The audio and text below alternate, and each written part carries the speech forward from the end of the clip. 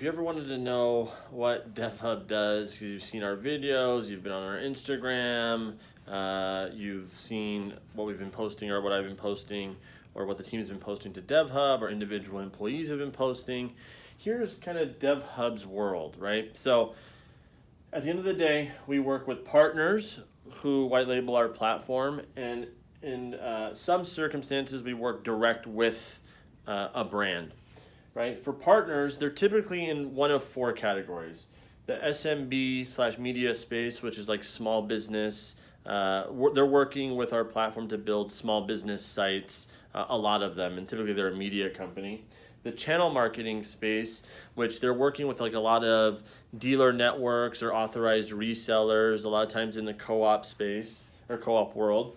Location marketing, so this is working with like franchises, multi-location brands who are building either sites or local pages or store finders. And then the fourth category is kind of B2B marketing, which is companies who are using the platform for themselves to generate typically leads for themselves, but sometimes SEO strategy, which also is in a weird way tied to generating leads to themselves. The commonality between all four of these markets is that they're using DevHub to build a lot of sites, landing pages, microsites, any version of a website you can possibly think of. So to highlight, and I'm going to go over just a quick couple of use cases within each of these four categories. So again, this video is meant to be a quick overview to our world. See if you kind of fit within this, or at least just know what the hell I've been posting about on LinkedIn. So in the SMB media space, these are typically media companies or companies in like a specific vertical, let's call it healthcare, who are using our platform as their own to build small business sites for everything from a ton of dentists and cosmetic surgeons in one aspect, or small business sites for plumbers, donut shops, oil change places, and whatnot. And they're using our platform because we make it super easy for them, one, to have a product out the gate, not having to re-engineer millions of dollars, so that they can basically start building these small business sites from the get-go. And that market's cool. I mean, if they have a really legit strategy, that's kind of how we came up with everything else. That's where we started in 2007, but you can say 2010. But then it evolved, right? So this is like one-off. Hey, we're going to build, media companies like, hey, we now have a platform to self-service sites, and we want to start building, those sites for our small business customers, and they're kind of one-off. In the channel space, what's kind of happening is these types of typically marketing technology companies are working with a lot of big brands, manufacturers, companies in hospitality, and what they're doing is they're spinning up sites because those sites are the asset that's being utilized for ad spend. So to make that a little bit more clear, so in this circuit, and the reason why I'm being a little vague is just because they're white labeled, so we can't really name them. If we had any that were direct, I would tell you probably. So it's like they're working with, let's say, a large manufacturer, and they're spinning up 300-400 sites, and those sites are used as a way to drive marketing dollars, aka spend, so that people can land on those sites and they can generate leads.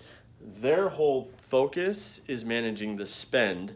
That spend needs to, beyond being spent on, like, let's say Google, Facebook, wherever, that traffic that's being driven gets driven to an asset that they control on behalf of those authorized resellers and whatnot, so that they can track back to the mothership saying, hey, we've been responsible for driving this many leads, versus having these dealers set up their own sites, which would take forever. So they're using us for that. In the location marketing world, what's happening is these are companies that have either a piece of a marketing or a piece of like a local marketing technology, so let's call it like listings management. And what they're doing is they're building out pages and or microsites and or full-blown sites, typically for franchises that are, now they can offer kind of a full suite of products, right? So they're building a bunch of sites, pages, store finders for their franchise clients. And again, a lot, right? Like 100, 50, 10,000, 5,000, 3,000 sites. And then in the B2B marketing space, what's happening those companies are licensing the platform to typically build landing pages and sometimes sites, but mainly landing pages for a variety of uses, right? So one of the uses is enterprise SEO. So typically what they're doing is they're publishing a ton of landing pages based on different products they have that are all tied onto their existing corporate site. So that's like the enterprise SEO layer. And then the other flip side of that is actually they're building pages that are tied to like webinars and like super targeted to industries or the types of prospects that they're going after via ABM.